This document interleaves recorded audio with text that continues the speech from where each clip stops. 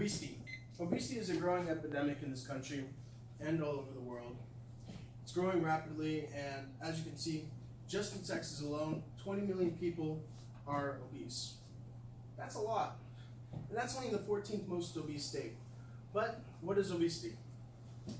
Obesity is a disorder involving excessive body fat that increases the risk of health problems. How you can calculate your percentage body fat is a BMI, which stands for body mass index. And a body mass index is a person's weight divided by the square of their height times 703. Here is the body mass index scale. To be considered overweight, you had to have a BMI of 25 to 29.9, and to be considered obese is 30 and up. Why should you care? You should care because someone you know, or even yourself, or a friend or family member may be undergoing obesity. For me, I personally am affected by obesity, as you can see. I have a family member who is also affected by obesity. So I know this on a personal level.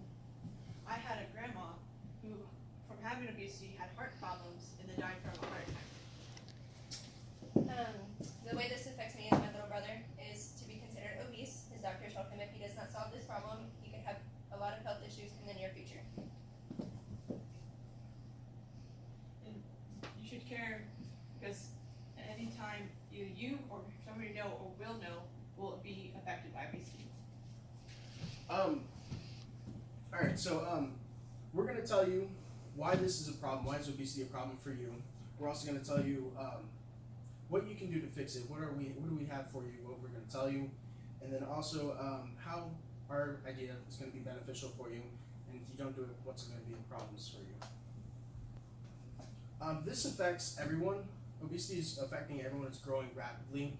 I mean, just in America, in a 2015 study done by CDC, they said that 39.8% of Americans, adults, are obese. That's 93.3 million people. That's a lot, and it's only growing more. In 1980, no state had more than a 14% obesity rate. But now in 2006, no state has less than a 20%, and it's only growing from there. There are many problems with this, and those problems include A lot of medical problems for obesity is that there's heart disease, stroke, type 2 diabetes, high blood pressure, high cholesterol, and a number of cancers. They're not instant. This can happen through slow progression. Some of the physical cost is that for an obese person, the average medical cost is $1,429 higher than a normal healthy person. And some physical disadvantages are that whenever you become obese, it's harder for you to move around, to do stuff with your family, like going to the zoo, spending multiple hours walking around. Will this affect you and those close to you? This will affect you and those close to you in the way that this is a growing pandemic.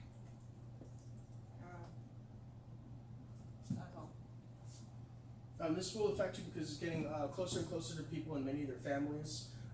It's affecting like multiple people, like just as I said earlier in Texas. It's affecting most of us. It also affects your children. 13.7 million children are obese. That's 18.5%. My bad.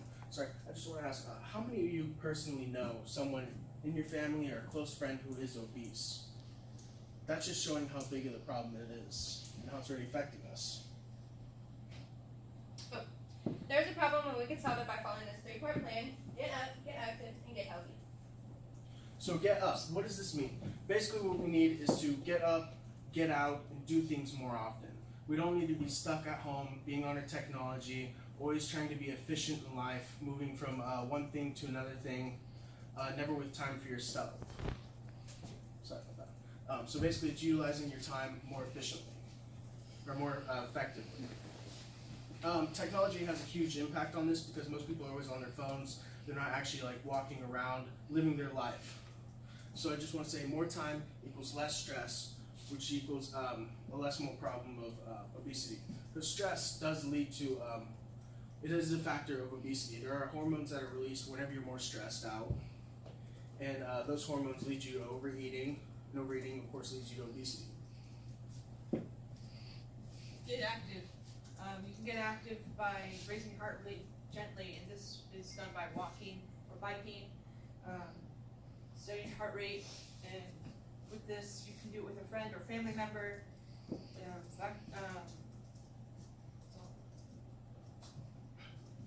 Boost your feel good, your neurotransmitters such as dopamine and endorphins,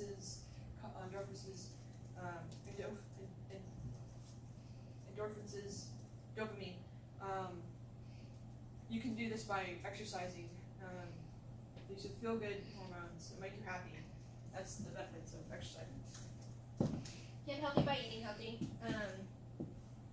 What you eat, how much you eat it, and how often you eat it. What you eat, cut fried foods, sugar foods, sodas, and carbohydrates.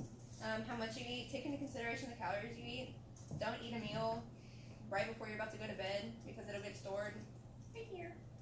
And how often you eat, don't listen to the 5 meal plan. Some people might say that the 5 meal plan is better because it's smaller meals throughout the day. The 5 meals are smaller throughout the day, but in reality, you could end up overeating because it's a lot of food. I mean, really, it's hard to control yourself. Make sure that your snacks are healthy and low amount. Don't be eating 20 snacks a day. I know how good they are, but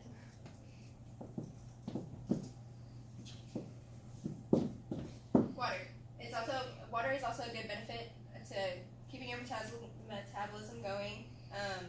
Water breaks down the food, which speeds up your metabolism, which reduces anxiety and depression, and which boosts your overall health. What do hormones have to do with it? Resistance in insulin and what we call leptins. They have imbalances, which people argue can affect your rate of obesity, but the factors can be overcome by exercising and what you eat. So the factors you should be worried about is what you eat and your exercise. Go with our plan, and it'll help you in the long run and be very beneficial. If you don't go with our plan, it could cost you a lot in the long run. There are lots of costs in not doing this. Some of those costs can include public perception. That's basically how the public's going to perceive you. Like whenever you're walking down the street, like the judgmental stares you get. And also there's things like whenever you're going shopping, you can't like walk around the whole entire store and then buy your food and then put them in the cart and leave. Sometimes you're not able to walk that full time. So you have to get one of those little scooters, the really cool ones that you drive in. Well, it might be cool to drive them. It's not really cool to watch other people looking down on you and then just basically looking at you like you're bad and like, wow, that person's lazy. It's kind of hurtful to them. And also another part about this is jobs. Some jobs you cannot get because of how much you weigh. And then there's also people's perception of you that makes you not able to get that job.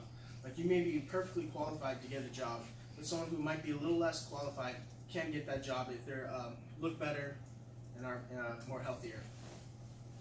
A personal perception of this would be how you feel about yourself. If you walk around and you see somebody else that's more fit, more healthy, you're going to look at yourself and you're going to think, man, I really wish I had that. Man, I feel really, really bad about myself. So you might go into depression and you might end up losing a lot of time that you could be using to getting better for yourself.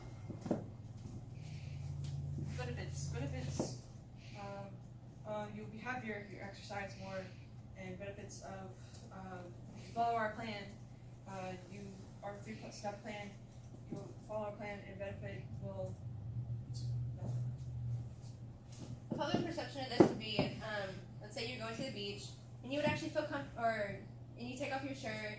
Everybody would look at you and be like, dang, I wish I had that, or dang, look at her walking, or dang, he has some nice abs, But you would feel a lot more better how the public would look at you and not the little dirty eyes that you would get. Some of the personal perception is kind of going off that. Like you feel better. You see people looking at you like, oh, I'm the shit. I look good. So like you're feeling happy. Like you feel like lighter. feel we're more able to move around. Like you can do things that other people can't do. Oops. Oh, sorry. Benefits, benefits and costs, the benefits would be you would have a longer lifespan and live happier, but the cost would be you might have a shorter lifespan and suffer more. What can you do? Our 3 G's. Get up, get active, and get healthy. Get up for 30 minutes and give yourself time to relax. Think about your day, think about what you did. Get active, go for a walk this week. Just take some time, go for a walk. And then get healthy. Drink an extra cup of water in your day, every day. So, get there. Alright, and then we personally, us three, we're going to be following this idea. We're going to be doing these 3 things. So we hope that you can also do it. And remember the 3 G's, and so that you can live the life that you deserve. We have handouts for y'all. We have some handouts for y'all, yeah.